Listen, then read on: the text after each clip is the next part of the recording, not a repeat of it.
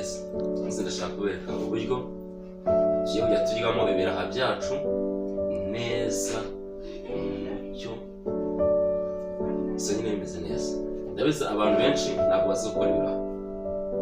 Urabanza ugategura ifu yawe y'ifarine, ubundi amazi abapimye itere munsi ijyamo ibiro 2 by'amazi.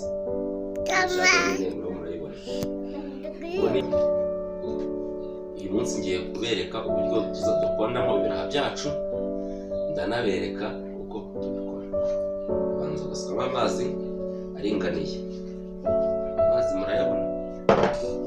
Nyine munyihangane natabura nambaye y'akazi ako ndi mu rugo.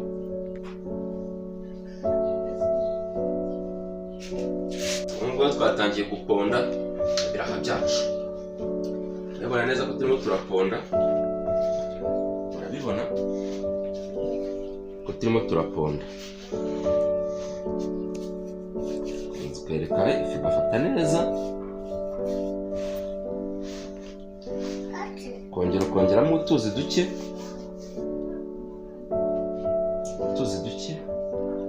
Kagira witonze. Icyitonderwa, iyi furamutse uvangiyemo ikindi kintu byahita bipfa, kuko ntabyo waba ugikoze.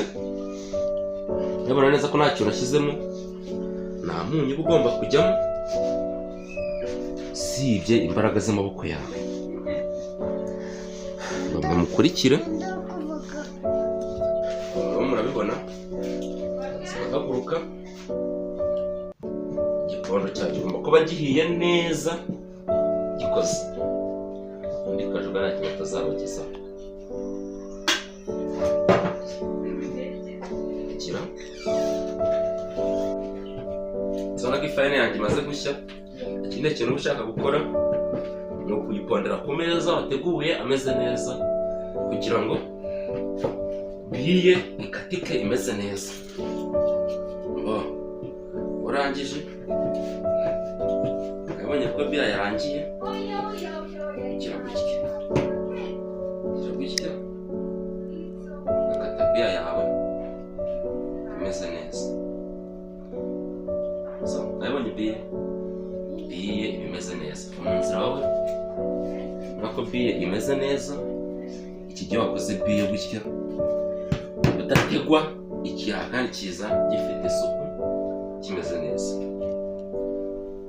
Kandi kantu mwibanda mwe kuko byakuye mu mere gutya byakoreshejwe amazi, nta kindi kintu, nta amazi n'imbaraga bisa.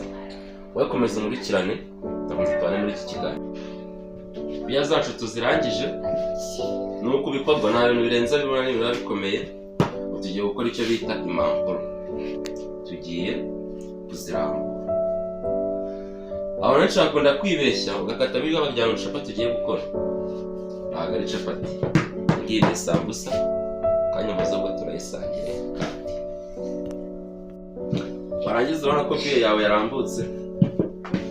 Nyine nakoze aho kwiranja muri chivide, ufite n'agati kabugenewe wabikurikirana. Urabona yuko nta rwenda birimo. Ari gukora nk'ukora nka capati. Nyuma turazisiga amavuta. Biya zacu turangije kuzirambura, tugiye gukora icyo bita kuzisiga.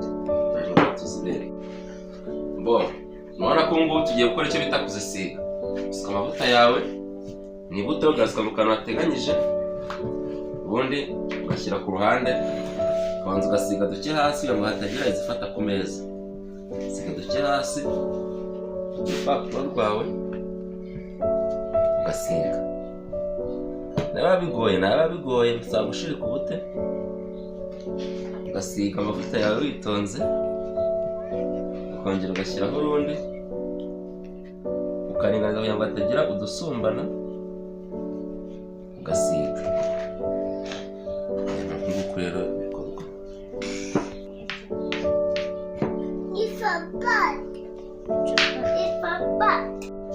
Akabonye ko akarundi ka mbere tukarangije, akawundi ka mbere turakarangije, tugiye kongera dusige aka kabiri.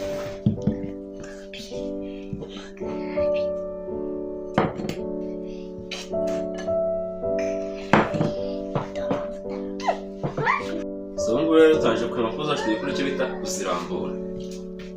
Ngo banza ukagira gutya mu mpande zingane, ukareba ko hagati zimeze neza nazasumbanye,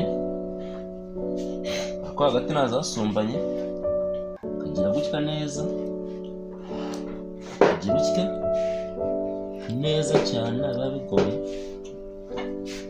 ukagira gutya nzira ko nazasumbanye, ukareba ibyo ari byo.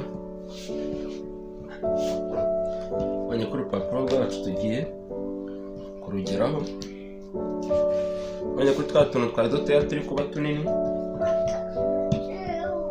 ubundi ugahita wubura gutya, ubona ko hasi byasumbanye, hano haba hari ihurizo. Ubu byasumbanye utagira kwa kundi wabonye akamaro, urabona ko za mpapuro zitangiye kuba nini, ubibona. Ngubu urupapuro rwacu twarukoze, urwacu nubwo twarukoze.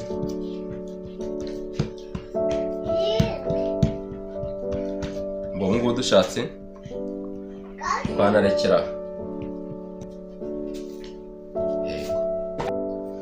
Ubu twagiye muri raundi ya kabiri. Aka ni akandi kazingo avuye muri za biye zacu. Urabona tubanza gusiga amavuta hejuru ngo zibone ko zirambuka, tugakomeza.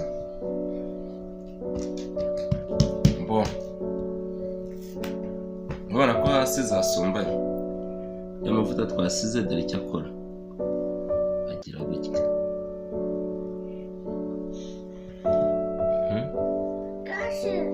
Ndakumva.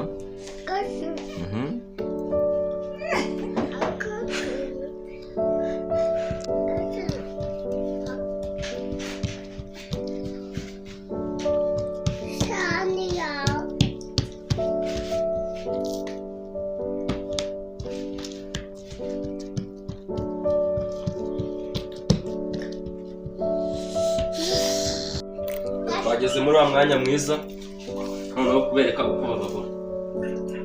Yabonye yari cyiza noneho cyane amavuta, yari cyiza cyane amavuta, dore icyo akora. Urupapuro rwomotse rudapfuye,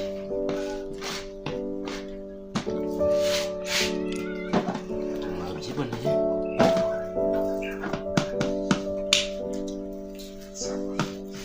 Harimo hagomba kuzana akantu k'umwitozo ko uyu ni umuriro ndimo ndababuriraho, ndagira ngo ni maji, akantu ko gushya si kabura.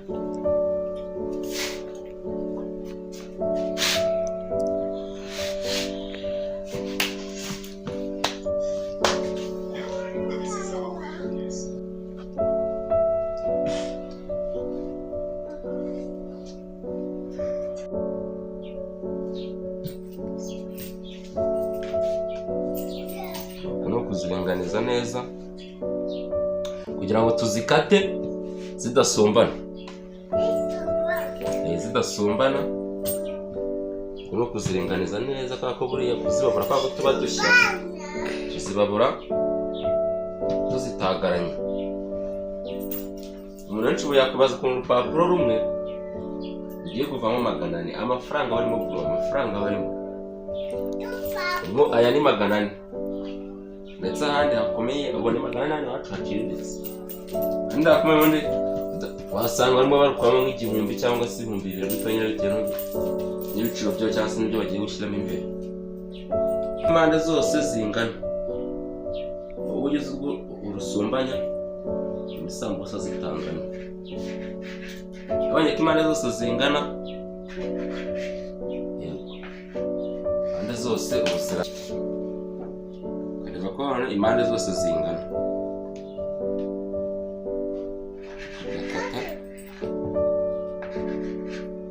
Yaro ndakeka ifarina isambusa yacu ubu yabaye. Ubundi urupapuro rwawe utya,